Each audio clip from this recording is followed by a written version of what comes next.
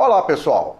Que bom estar de volta com o nosso programa Sim para a Literatura na reta final da primavera e poder contar com a sua companhia.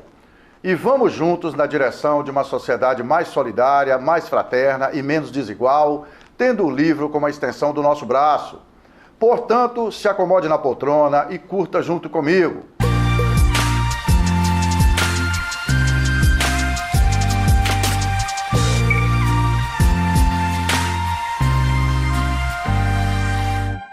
No nosso programa Sim para a Literatura, entre outras informações, temos as colunas Dica de Leitura e Dica de Livro. Temos também as colunas O Livro da Minha Vida, a participação de telespectadores, apaixonados pela leitura, além de entrevista e muito mais. Na edição desta semana, vamos compartilhar com vocês um conjunto de vivências de leituras, numa viagem através desse saboroso universo da literatura. Afinal, por que precisamos tanto das histórias em nossas vidas?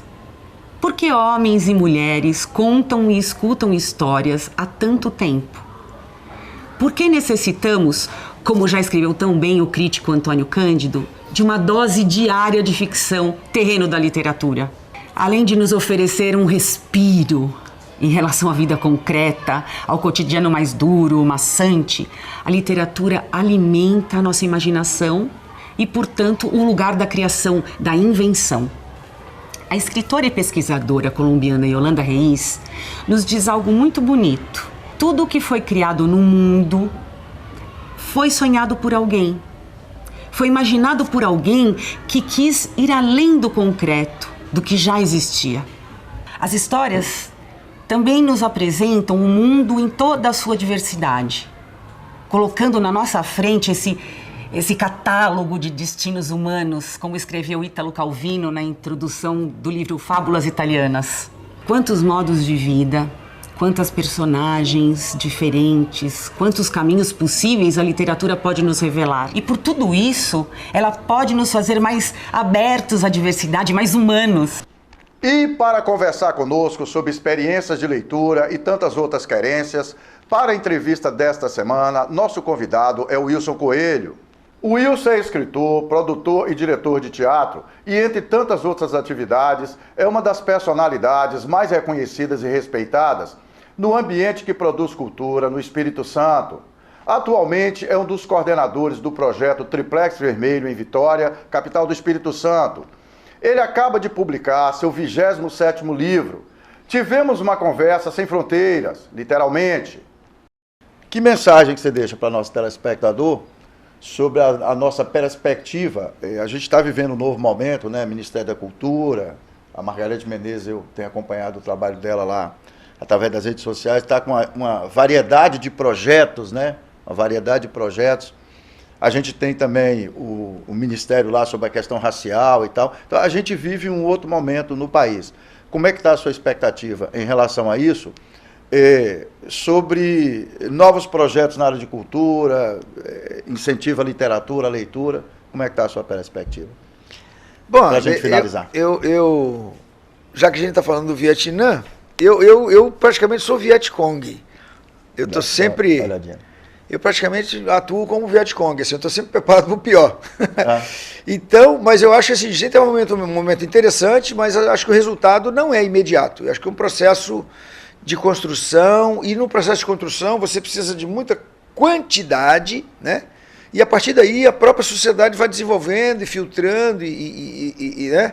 E até porque a gente precisa, com essas grandes oportunidades que estão surgindo agora, e diversas, a gente precisa ficar atento também de que fica parecendo que é um processo assim, tipo de livre iniciativa, e que todo mundo pode fazer tudo sem que a gente tenha um compromisso com a história, com a nossa realidade, com a questão de classes, com questões mais profundas. É seguindo juntos, na companhia de Wilson Coelho, que finalizamos a primeira parte desta edição do nosso programa Sim para a Literatura. Daqui a pouco a gente volta.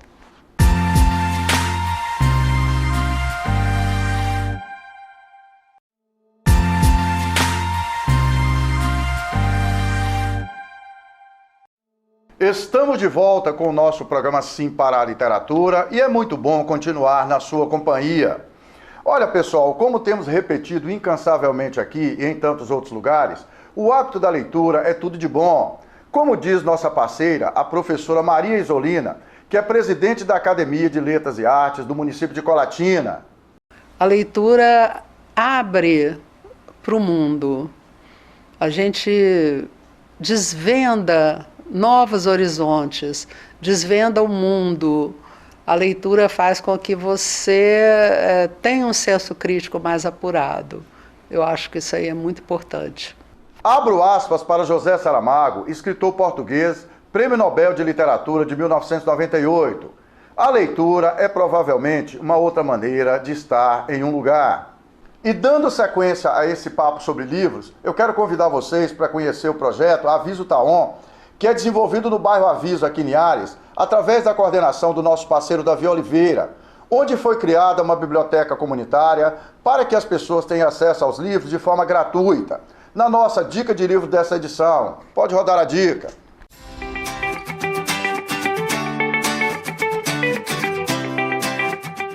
Pessoal, mais uma vez eu quero convidar vocês para conhecer aqui no bairro Aviso, em Linhares, o projeto Aviso Taon, que funciona dentro do Telecentro, projeto que é coordenado por um grande parceiro nosso, Davi Oliveira, né, que a gente já fez várias ações em parceria na leitura, na área de literatura, na área de cultura, né? É um ente importante, voltado para desenvolver ações para a cultura de Linhares, e ele criou aqui no Telecentro a biblioteca comunitária, né? Vocês estão vendo aqui no fundo, é um conjunto de livros que estão disponíveis para que o pessoal do bairro e outras pessoas da cidade também possam ter acesso. Então, nessa parceria, a gente tem divulgado através das redes sociais alguns livros, até como forma de atrair as pessoas para que elas se interessem em pegar esses livros aqui para ler. Eu vou falar para vocês, nesse vídeo aqui, sobre o livro Vidas Secas, né? Eu já comentei sobre esse livro em outras edições do programa. O Vidas Secas, publicado pelo Graciliano Ramos, ele fala da história de Fabiano, a sua esposa, o filho número 1 e número 2, e tem uma personagem extraordinária nesse livro que chama Cachorra Baleia. Então, fala da vida de uma família de agricultores que circula pelo Nordeste brasileiro, meio que sem uma casa fixa, sem uma residência fixa, e que passa todas as agruras e todos os problemas da gente pobre, né? Que de certa forma, ajudou a desenvolver esse país a partir do campo, e cujas histórias, infelizmente, ainda se repetem mais de 70 anos depois da época que essa história foi locada. Para mim, particularmente, Vidas Secas é um clássico da literatura brasileira, que foi, eu volto a dizer, né, escrita pelo velho Graça, o escritor alagoano Graciliano Ramos, e eu convido vocês para ler especialmente um capítulo, quando o Fabiano, ele é obrigado a desfazer da cachorra, né? Ela já está bastante doente e tal. A cachorra-baleia é considerada um ente da família, né? Que é ele, a esposa dele, os filhos e a cachorra, e eles integram um grupo familiar que é muito unido, com todos os problemas que toda família tem, mas que são superados através dos afetos positivos que unem esses personagens. E na coluna Apaixonados pela Leitura, temos uma matéria muito bacana sobre o projeto multicultural que é coordenado pela professora Valdinéia Adão, desenvolvido na Escola Samuel Batista Cruz, localizada no bairro Interlagos, em Linhares, conhecida como CAIC, e vinculada à rede municipal de ensino. Na nossa coluna Apaixonados pela Leitura, Literatura na Veia.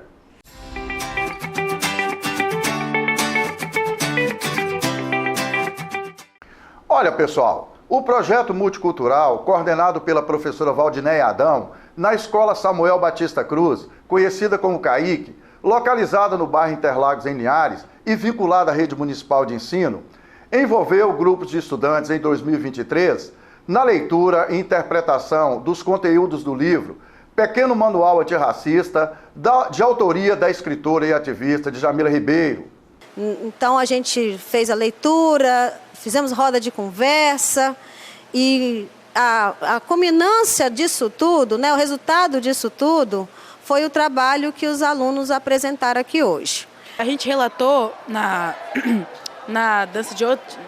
apresentação de hoje sobre o que nossos antigos antepassados sofreram e, né, estudaram viveram para a gente estar aqui hoje, então essa nação bonita que é o Brasil. Eu achei muito importante, porque a gente sempre tem que ter igualdade, simplicidade, porque às vezes a gente não sabe o que a pessoa está passando e a gente acaba fazendo bullying, às vezes até no nosso dia a dia, a gente acaba fazendo documentários não muito legais sobre a cor, a pele, sem a gente ver sobre o preconceito. Achei muito interessante, né, que a gente fez esse trabalho, né, sobre o racismo, aprendeu várias coisas novas, que nós devemos respeitar a raça do próximo, que racismo reverso não existe.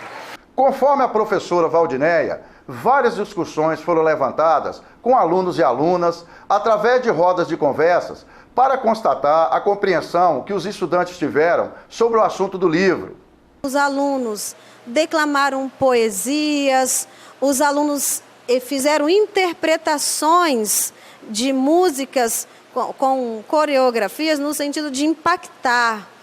Teve a apresentação de frases também tiradas de dentro da leitura desse livro, para que fosse explanada mesmo, né, a ideia que os alunos assimilaram da leitura do livro. Que a gente pode ensinar as pessoas que o racismo e o preconceito são umas coisas erradas que não podem ser feitos.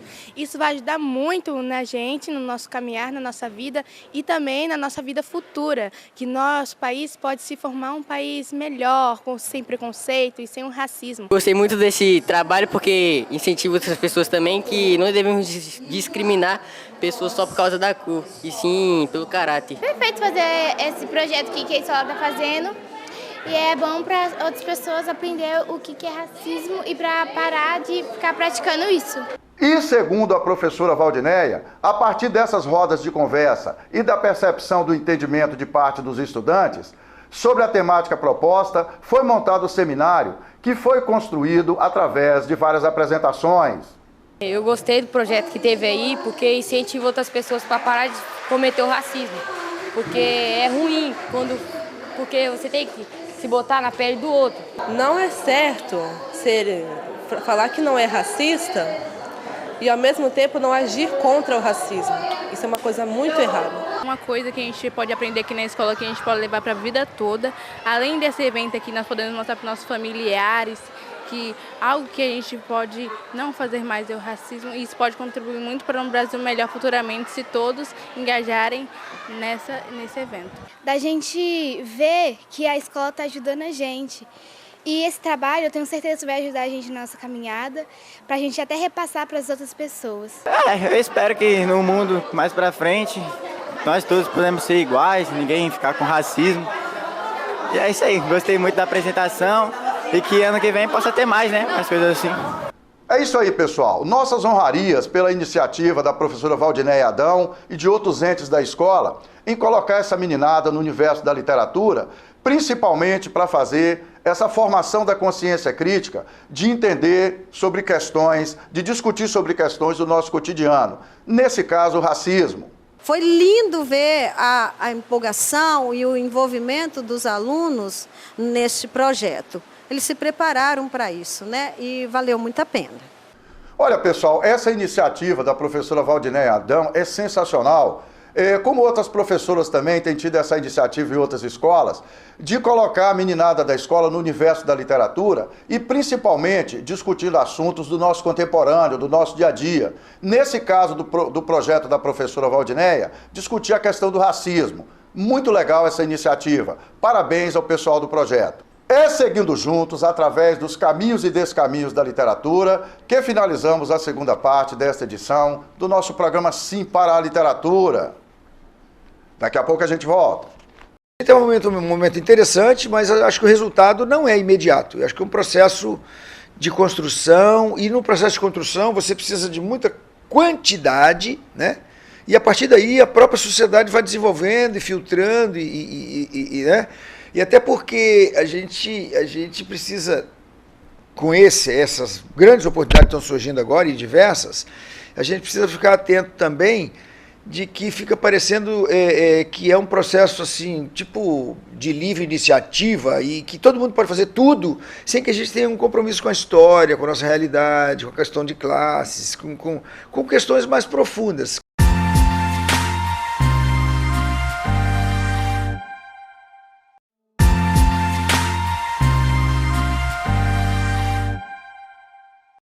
Estamos de volta com o nosso programa Sim para a Literatura e é muito bom continuar na sua companhia. E vamos juntos para a entrevista com Wilson Coelho.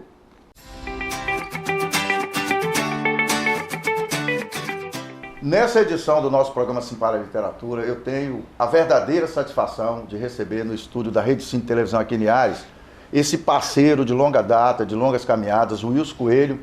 O Wilson é escritor, é produtor de teatro, diretor de teatro, tem uma longa história de contribuição para o movimento literário e cultural que acontece no Espírito Santo, entre outras caminhadas pela vida fora. Wilson, prazer ter você aqui, que bom você está no programa Sim para a Literatura mais uma vez, né, Wilson? Prazer. A gente já tem um tapete vermelho aqui, já fica estendido esperando você. Seja bem-vindo. Obrigado, prazer é todo meu. Eu lembro desse programa desde o início, né? E acompanho, e eu acho que é um canal muito importante para revelação de algumas pessoas que são desconhecidas, que é uma carência que o Espírito Santo tem, é de comunicação. A maioria dos artistas do interior não conhece os da capital ou da Grande Vitória, e vice-versa, de lá não sabem. E eu acho que você acaba transformando isso num ponto de encontro e de intercâmbio. O programa aqui no Espírito Santo acaba fazendo essa interlocução, né? Sim. A gente consegue colocar um menino de 10 anos, um estudante aqui que gosta de leitura, e consegue colocar outras pessoas que já têm uma trajetória, né? A exemplo de você que está no 26º livro, né, Lívia? 27º livro, né? E tem outra questão da reprodução também, porque, por exemplo, quando você faz essa entrevista comigo, além das pessoas que assistiram, eu faço esse recorte e já vou passar para frente, e gente de outros lugares que não têm nem acesso à TV já vão saber que existe o programa, que existe a TV. A partir hoje existem no Brasil 3 programas específicos sobre literatura na TV aberta. E um deles a gente produz aqui em Linhares. Já estamos completando 7 anos e meio no ar, né, de edições semanais ininterruptas. É muito bom ter você aqui. Como é que está a sua trajetória de leitura, Wilson? O que você tem lido assim nos últimos tempos? Que você pode repercutir para nosso telespectador? Rapaz, tá difícil, porque geralmente eu leio muitos livros ao mesmo tempo, né? E às vezes eu interrompo alguns e tal. Agora, por exemplo, eu acho que é um momento muito importante no Brasil, com a retomada do Ministério da Cultura e de muitos projetos. Com a Margarete Menezes, né? Margarete Menezes. Fazendo um trabalho muito bacana. E muito debate sobre essa questão de editais e de como a sociedade civil pode ter o acesso à arte, à cultura e tal.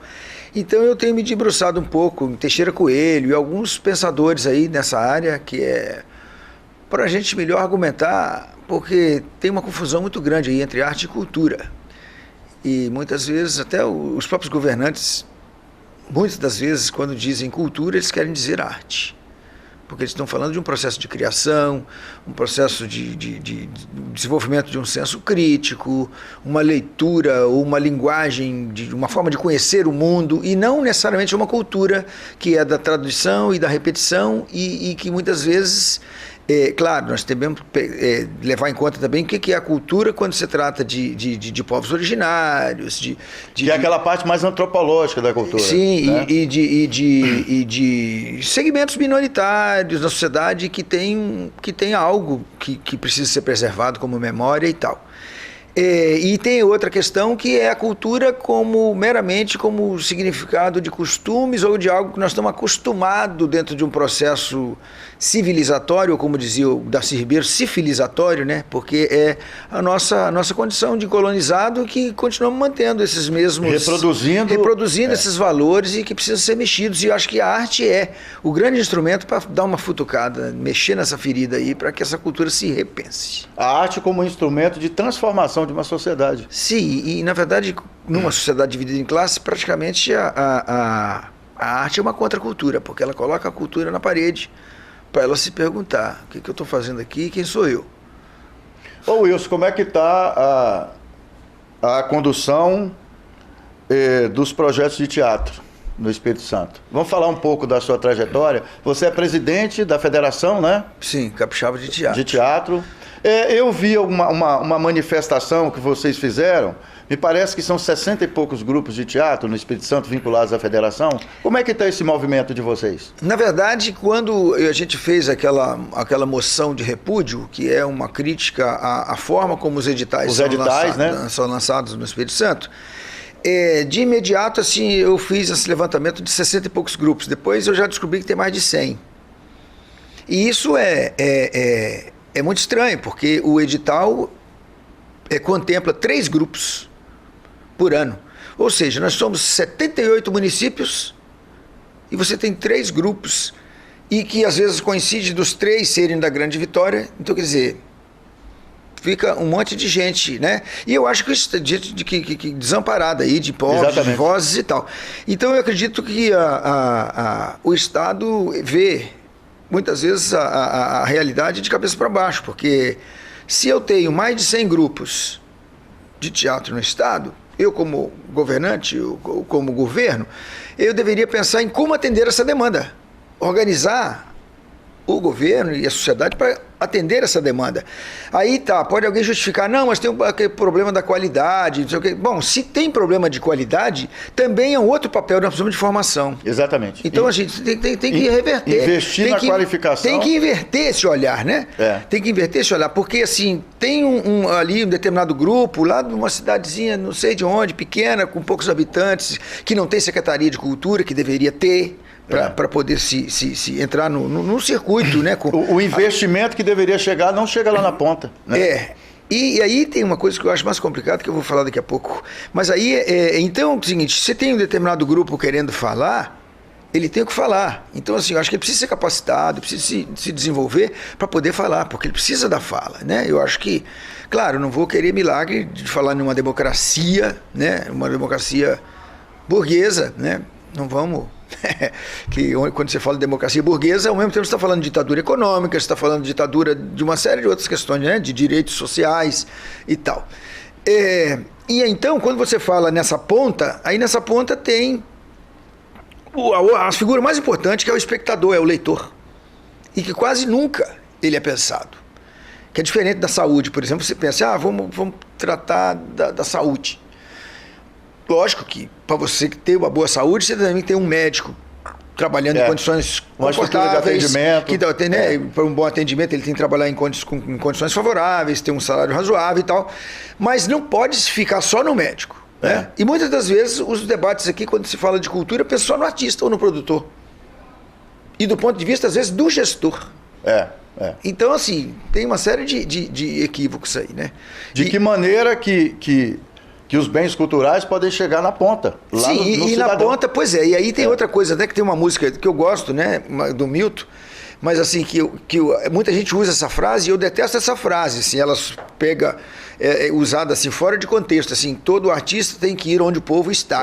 Isso quer dizer assim, aí eu me alijo da condição de povo, porque eu sou artista. Por que o povo não pode ser artista? Entendeu? Então, eu vejo essa... Bom, acho que... Uma discussão que a gente tem aqui, que já está bastante amadurecida, é como é que tantos projetos que muitas vezes nós cadastramos, nós colocamos nos editais da Secretaria de Estado da Cultura, e aí você vai ver, normalmente, os projetos aprovados são sempre os da Grande Vitória. Né? A região norte aqui, por exemplo, é pouquíssimo assistida através dos editais. Então, é uma discussão que eu acho que a gente precisa alimentar mais. Como é que está a sua experiência de escrita? Para a gente falar daqui a pouco do Triplex Vermelho, né? Que é o projeto que você coordena lá. Como é que está seu dia a dia com a escrita, Wilson? Até para ter uma referência para nosso telespectador que gosta de escrever. E, poxa, a gente está falando de um cara que está no 27º livro, né? Como é que você se organiza? Publicado. Como é que você se organiza para escrever, Wilson? Assim, de forma pontual. Eu acho que eu tinha que inverter a coisa, assim, não é como eu me organizo para escrever, é como eu me organizo para viver fora da escrita, né? Porque assim, porque o problema é que você consegue estar lá no Triplex ou estar não sei onde, assim, que é um processo quase de abandono de um projeto que eu tenho Não sei se eu fui ficando mais velho e descobri rápido, não, aí acordei, tomei aquele susto e falei assim, caramba, eu tenho compromisso com algumas questões aí que precisam ser faladas, que para mim mesmo, que eu quero deixar, né? Então, acho que agora eu estou acelerando um pouco isso aí. Mas então, eu não tenho muito, todo espaço que eu tenho praticamente eu estou escrevendo e lendo, né? Escrevendo, não que a escrita seja todo momento literatura, mas escrita como registro e tal, e depois tem um momento que eu vou refletir e ler sobre essa ideia, desenvolver a ideia e o tema, se vale a pena continuar, ou se eu faço alguma interlocução ou estabeleço um diálogo com outras questões, até porque a minha escrita, ela está sempre vinculada na questão existencial, política, social, então eu não separo. E até científica às vezes, né? Eu não separo muito isso, porque tem gente que é como muito acadêmico, assim, ele está fazendo ele faz a dissertação para a universidade, não para ele. Então, assim, ele tem, é como se ele fosse sair da vida para fazer, para escrever a dissertação ou a tese. Agora, para mim não, as coisas são uma continuidade. Aí, de repente, eu achei interessante agora um depoimento uma conversa que a gente tem com Ailton Krenak, que a questão dele, por exemplo, está na academia agora, é assim, de certa forma inusitada, assim, e assusta muita gente, porque ele mesmo não se considera um escritor. Ele é um escritor, claro, porque ele só que a literatura dele é oral. Né? E ela foi, né? Foi interpretada, foi digitalizada e tal, e foi impressa para mais pessoas terem acesso, mas a literatura é oral. Então, assim, pensando nisso, assim, a minha literatura está envolvida também com a oralidade, com o debate político, com a observação. Então, assim, não é a escrita em si, no momento em que, sabe, eu estou no teclado ou com a caneta e o papel. Eu sei, mas quando a gente fala, né, Wilson, por exemplo, para nosso telespectador, a pessoa que escreve, que quer publicar um livro, né? Que quer transformar aquilo, eu vou colocar uma linguagem bem comum, né? Para a gente entender, que quer transformar as suas ideias, aquilo que ele escreve, num produto acabado, que seria aqui o livro impresso ou o livro nas plataformas digitais. Quando você chega numa determinada parte do texto, que você fala assim, cara, agora eu vou publicar. Você discute esse texto antes com alguém? Você pede alguém para ler para você, para emitir uma opinião, ou você termina e pronto? É porque, assim, são estratégias, né, de quem escreve, né? Ah, eu vou passar para o Pereira, eu vou passar para o Marcelo, né? Que é seu parceiro aqui de Linhares, que está aqui no estúdio com a gente, para Pereira ler e me dar uma ideia. Como é que funciona isso para você? Às vezes, muito raro, assim, muito raríssimo, porque... eu tive agora um romance que eu escrevi, não vou falar o nome, porque ele está, né, para um concurso tá em processo aí. Ainda? Não, ele está pronto. Está pronto? Ele está pronto e daí, assim, eu passei para algumas pessoas, até para entender, pessoas, não é para qualquer um, né? Passei para algumas pessoas que eu conheço o tipo da crítica dela. E que daí... Algumas, é interessante que algumas pessoas vão me dar algumas dicas, assim, que eu vou receber como dica, opa, eu preciso mexer nisso e tal. Aí, tinha um outro que ficou numa dúvida e tal coisa, opa, preciso fortalecer essa linguagem. Aí se tem um outro que eu sei que ele pensa o contrário, foi assim, opa, eu estou no caminho certo. Mas é exatamente esse o objetivo da pergunta, que muita gente fica com esse dilema, né? Insistir. Mas nunca é no sentido de aprovação ou desaprovação. Não, eu sei. É questão de linguagem, de sabe, se eu, por exemplo, um livro, um livro inédito que eu tenho aí, que eu vou concorrer agora num concurso aí, ele tinha uma coisa que para mim era muito simples, assim, que eu não tinha pensado. Quando eu falo da bisavó do personagem que foi pega a laço. Aí, alguém que leu me falou, olha, cuidado com esse termo, e eu fui procurar. E realmente é uma questão muito preconceituosa, sabe, da cultura, que nós estamos acostumados com o colonizador, o faroeste, né? Chega o cara a cavalo lá, pega a figura pelos cabelos, que arrasta, estupra, né? Então, assim, um cuidado de dizer dessas coisas. E aí, quer dizer, é isso aí que eu acho que é interessante, esse interlocutor, assim, antes de você publicar, que às vezes você está tão imbuído, assim, numa ideia que você pode deixar passar despercebido. Claro, quem fala é o personagem. Mas eu acho que precisa ir de uma forcinha do narrador para deixar muito claro quem está falando e em que situação que ele está falando isso, para não ser a fala do escritor. Você pode estar reforçando algum tipo de preconceito. Sim, né? e muitas vezes a gente faz isso. E faz, e que tem sido muito cobrado pela nossa sociedade. Faz, é e tá certo de cobrar, porque eu acho que a vida é linguagem. E assim, na medida em que nós vamos avançando e fazendo uma crítica social, entendendo melhor o processo como a gente foi se construindo e se construindo a partir do outro que nos colonizou, então assim, é muito bom que a gente vai desenvolvendo uma linguagem que esteja à altura de mostrar e até denunciar às vezes muitas posturas. Wilson, você está coordenando, né, junto com um grupo de pessoas, o projeto do Triplex Vermelho. Eu tenho visto muito vocês divulgarem. Agora mesmo vocês fizeram um evento literário lá, não foi? Foi uma feira. A feira literária e tal. Fala para o nosso telespectador, como é que está funcionando esse projeto? Bom, né, de certa forma, a gente tem algumas dificuldades porque não tem recurso, a gente não cobra ingresso, não tem como gerar um recurso. Ele é mantido por duas pessoas, né, que é a Tânia Araújo, Perli Cipriano, que compraram e tal, mas eles não têm nenhuma proposta comercial para aquilo, né? Eu sei. Então a ideia é de desenvolver projetos. Quando você fala recurso financeiro. Financeiro, porque tem que pagar energia, fizeram a reforma, compraram o espaço. E daí, mas ao mesmo tempo a gente está, como eu coordeno, né, eu organizo a agenda, então a gente criou uma página e as pessoas têm acesso ao calendário e fazem a proposta do dia e do local que querem, né, o dia, o local e a atividade que querem explorar ali. Então a gente tem muitos grupos de estudos que frequentam já o lugar, tem pessoal do samba, tem do folclore. Criamos uma sala lá para Tatati e Uerá, que é a bisavó do nosso amigo Marcelo Uerá de Ecupê, que é um cacique guarani, e que trouxe a aldeia para cá, né? Então, assim, ela era uma xamã, então, assim, uma sala que a gente está, né, juntamente com esse amigo nosso, cacique, e outros, equipando com artesanato, com as coisas deles, e para ser um foco onde eles possam realmente se encontrar, trazer, né, o seu artesanato e tal, e ao mesmo tempo pensando em colocar ali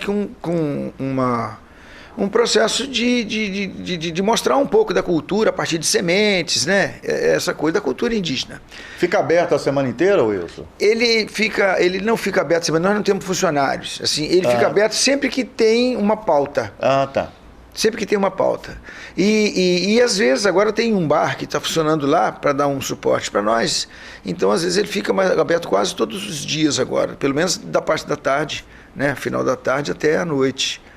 E grupos de teatro, a Comissão do Folclore está colocando a sede lá, entendeu? Então estamos com entidades que de certa maneira vão fortalecer aquilo não só como um centro cultural, mas como um polo de resistência, uma referência. Um ponto de referência. Um ponto de referência, principalmente, não só pela cultura, mas da arte e da questão política também. É um espaço, como existia, né, a gente, lá no Chile, as chamadas...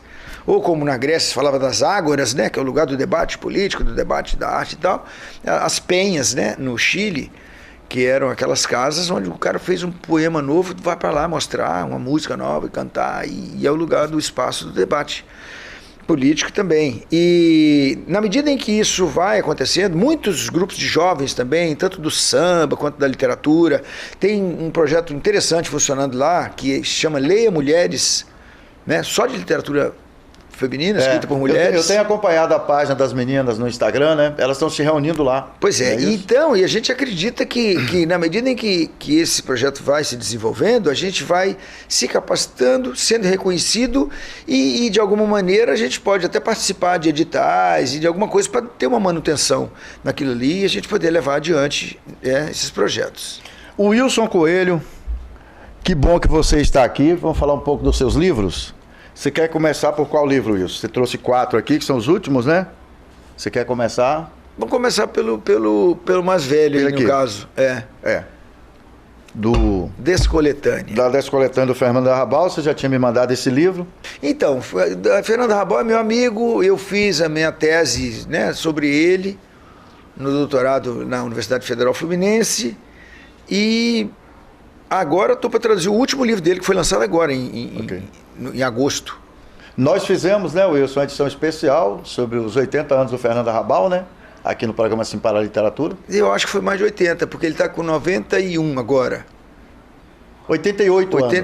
88 anos, exatamente. 88 anos. Então, aí a gente tem feito um trabalho junto, e esse livro aí foi a partir de alguns poemas que ele manda para mim de vez em quando, outros publicados em revistas em Paris, e um livro que ele me mandou. Eu fiz uma seleção que geralmente se chama de coletânea, mas eu coloquei descoletânea, porque a coletânea dá uma ideia de que você colecionou, você classificou por tema, e assim, foi bem aleatório isso, assim, um poema que eu gostei, então por isso que eu chamei de descoletânea. E aí um editor amigo nosso, Valdir Rocha, artista plástico, grande artista plástico, que já deu entrevista aí também, né, deu um depoimento aqui, de São Paulo, ele é a editora dele. Professora Esther fez um comentário a Esther aqui. fez a capa. Professora Esther é uma marca registrada que a gente tem aqui, né? Tem um carinho muito grande por ela. Qual o próximo, Wilson? Ah, tá. Aí na sequência, Nosotros. Ok. Nosotros... eu mostro aqui, vamos colocar a foto. Nosotros é um romance que muita gente... Eu falo em primeira pessoa e falo o meu nome, né? Como personagem e tal. E muita gente quer chamá-lo de autobiográfico, mas ele não é autobiográfico, assim. Eu apareço no livro como uma espécie de testemunha, porque a história mesmo se conta. A história se conta porque é um movimento estudantil, ele é político, tem um movimento estudantil, tem o envolvimento do personagem nas artes e tal, até chegar em Havana, porque ele quer entender o processo da Revolução Cubana. Ok. E aí, assim, começa isso porque o personagem, quando era bem jovem, era criança, ele viu o pai dele chegar com outro amigo lá com uma revista Life, em espanhol, logo depois da Revolução Cubana, isso acho que em 61, e o Fidel com um grande medo que a América Latina deveria ter, né? Era o discurso dos americanos, né? Dos norte-americanos, dos estadunidenses.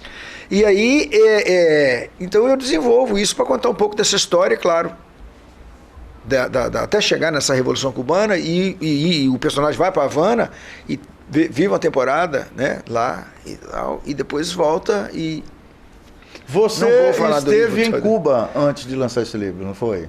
Sim, diversas vezes. Você tem aqui para você continuar, tem o comentário aqui do Marco Lucchesi, né, que era presidente da Academia de Letras, o Victor Soto, o Miguel Galhardo e o próprio Fernando Arrabal, que comenta aqui, né, na orelha do livro aqui, que a gente vai mostrar. Essas referências para você, Wilson, que de certa forma fortalecem aqui a presença da sua obra na mão do leitor. O que tem representado? Como? As referências. Essas referências? Que eles escreveram aqui. Bom, Marco Lucchesi, eu acho ele um grandíssimo escritor e tradutor. Foi presidente, acho que o melhor presidente que a Academia Brasileira de Letras já teve, sim, porque e é uma pessoa fantástica, assim, que quando você tem um reconhecimento de um cara desse, significa que você conseguiu dialogar e está num plano interessante, até porque ele, além de professor da Universidade Federal do Rio de Janeiro e um grande escritor com diversos livros publicados e traduções que ele fez, ele não só traduz em diversos idiomas, como ele tem as obras dele traduzidas, ele também é uma pessoa que formou diversas bibliotecas em comunidades penitenciárias. Então, exatamente. Uma pessoa que tem uma trajetória assim, né? Então, eu acho que, como ele mesmo diz, né, quando eu falo de algumas pessoas, ele fala, pô, essa é a Sagrada Família, né? Que a Sagrada Família, no sentido de, assim, tem um universo, assim, que dialoga e tem apesar, né, de uma espiritualidade, vamos dizer, não religiosa, mas assim, do espírito da coisa, o espírito da literatura, o espírito da vida, da existência, né? E aí tem outro aí que você falou, o Victor Soto. O Victor Soto é um grande dramaturgo, ator e chileno, diretor de teatro chileno, foi preso, né? É ex-preso político por também defender os mapuches e o povo pobre do Chile, e é uma pessoa que há mais de 30 anos ele desenvolve, quase 40 anos, ele cria festivais latino-americanos que ele junta pelo menos 20 países todo ano. Eu estou indo para lá agora com um espetáculo, em janeiro. E são festivais que acontecem das periferias, intercâmbio entre bairros sabe, e com indígenas também, com os Mapuche. Então, assim, eu acho assim que quando o Vitor fala, me tira assim de uma ideia de que o escritor está nesse patamar ou naquilo, porque assim, eu estou alcançando uma figura da base mesmo, sabe, do povo, da comunidade. Da cultura popular mesmo, né? Da cultura popular. E o Fernando Arrabal a gente já falou. Fernando Arrabal Galhardo. O Miguel Galhardo também é uma pessoa importante, é um grande ator espanhol. Eu não sei, eu lembro que ele era de... onde nasceu o Quixote, o Cervantes. O Miguel Cervantes. La Mancha, né? Eu esqueci o nome do lugar, que é na região de La Mancha, do Quixote. E é uma pessoa também que tem uma pesquisa importante sobre a vida humana, e poetas e tal, então ele reconhece nisso. Cálice da Presença. Isso aí é uma tradução... Pra gente falar do seu último livro. Isso aí é uma tradução do Froilán González e Adis Cupul. É um casal de cubanos que ele foi cônsul, embaixador ou cônsul de Cuba diversos anos na Bolívia. E ele tem uma pesquisa muito importante e profunda sobre o Che Guevara. Então, uma das vezes que eu fui a Cuba, eu fui hospedado na casa de uma família e esse livro estava na estante. E eu li, assim, eu falei, vou ler umas páginas aqui para dormir, mas eu não dormi, passei a noite lendo o livro. E no outro dia de manhã eu falei assim, não, eu quero esse livro, eu quero conhecer. Aí conhecemos por telefone. E depois eu voltei outra vez em Cuba e fui falar com ele, fui fazer uma visita na casa deles. Tem a foto sua com o casal aqui? Essa sala aí, por exemplo, a sala dele, é quase um museu, assim, porque todas as fotos aí são fotos e desenhos do Che. De artistas do mundo inteiro. Então, ele tem livros sobre o Che. Então, essa aqui é um livro raríssimo, porque só tem a edição dele e a minha tradução para o português e uma tradução clandestina na Turquia. Clandestina porque eles não pediram a ele. E a minha ele autorizou. E eu, na verdade, eu fui pedir, não para traduzir o livro, mas para poder adaptar essa história para o teatro. E ele liberou isso e falou, não, publica o livro também, edita. E aí foi nessa. Saindo do Forno, pela editora Cousa, coordenada pelo Saulo lá, Vietnã. Na verdade, é um trabalho que você está organizando, né? Sim. O que você diz para nosso telespectador, Wilson, sobre esse livro? Esse livro começa assim, o Perli Cipriano, tinha recebido 5 artigos do Manuel Alce, né? Que mostrar aqui para esse jornalista. Pode falar, Wilson. Jornalista cubano, que cobriu a guerra em loco, né? Cobriu a guerra do Vietnã. Então ele há muitos anos, ele passou 5 artigos para o Perli. E o Perli falou que vou traduzir, não sei o quê e tal. E o Perli ficou com esse negócio guardado, esses artigos. Aí o Perli sempre me cobra, Wilson, tem uns textos aí de um cubano, a gente podia lançar um livro, você traduz, a gente lança um livro. Aí falei, tá, Perli, aí fiquei com aquilo lá também, enrolando um pouco, e depois falei, não, vou traduzir. Por quê? Esse ano completa 50 anos que os Estados Unidos foram derrotados na Guerra do Vietnã. Então eu falei, uma data boa. E aí fui traduzir os artigos, mas chegava acho que nem 30 páginas, acho que 28. Eu falei assim, Perli, não dá para fazer um livro, são só 28 páginas. Ele falou assim, que pena e tal. Eu falei assim, mas eu tenho uma ideia. Eu posso aproveitar e pegar o gancho desse livro e a gente fazer outra coisa. E aí, completando com outros textos que têm afinidade com o Vietnã. Aí que eu fiz? Peguei, o próprio Perli tinha um poema pro Ho Chi Minh. E tinha um outro texto num outro livro. Aí depois eu descubro também, pesquisando o tema, aí eu descubro o José, como é o nome dele?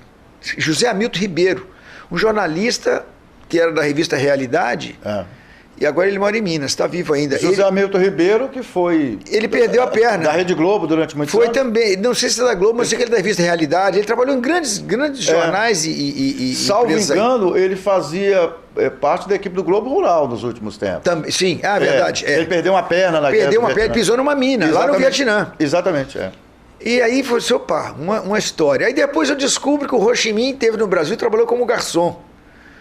E olha como é que foi. Aí depois pega aquele lance do efeito laranja, né? Das bombas e tal. Então, aí depois eu pego, aí descubro também, eu já sabia, mas não tinha prestado tanta atenção, de um cantor e diretor, autor chileno, Vitor Hara, que também tem uma música para o Ho Chi Minh. Aí depois eu estou conversando com um amigo meu francês, Gilbert Chodani, um artista plástico e escritor também, descubro que o cara dava aula no Laos durante a guerra. Então assim, olha como é que foram juntando os artigos, aí eu fui, também pego o filme do Apocalipse Now, do Coppola, e faço um ensaio, dando um destaque também do poema de T.S. Eliot, né? Que é o tema que o Marlon Brando fala, né? Que ele é o pivô daquela coisa ali. E aí essa capa eu descubro com Perli Cipriano uma pirogravura. Isso é uma pirogravura.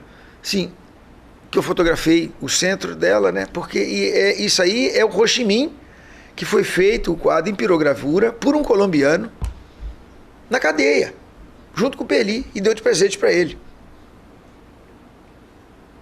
E olha, foram muitas histórias assim, foram se cruzando, né? É isso aí, pessoal. Bem legal a participação de vocês, no prestígio que nos proporcionam, com a sua audiência nesta edição do nosso programa Sim para a Literatura. Para que vocês tenham acesso às edições anteriores e aos vídeos do programa, acessem youtube.com/Sim para a Literatura. Aponta seu celular para o QR Code que está na parte de baixo da tela da sua TV e faça sua inscrição no nosso canal. Vamos compartilhar experiências de leitura. Entrem em contato conosco através do e-mail simparaliteratura@gmail.com. Agradecemos o prestígio da sua audiência. Saudações poéticas e literárias e muito obrigado.